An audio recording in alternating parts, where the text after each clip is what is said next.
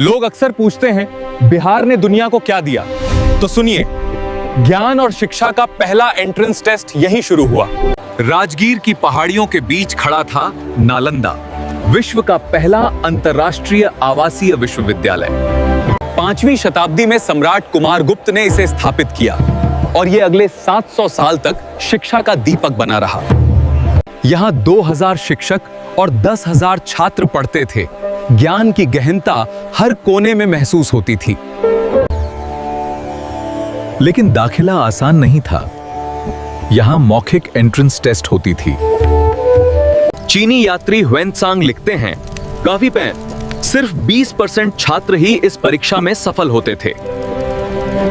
नागार्जुन, आर्यभट्ट और धर्मकीर्ति जैसे महान विद्वान विद्यार्थियों को मार्गदर्शन देते थे। चीन, जापान, कोरिया, तिब्बत और दक्षिण पूर्व एशिया से विद्यार्थी यहां ज्ञान लेने आते थे। आज के एंट्रेंस टेस्ट की सोच की पहली झलक यहीं प्राचीन नालंदा में देखने को मिलती है। यही बनती थी महानता। मैं हूं बिहार।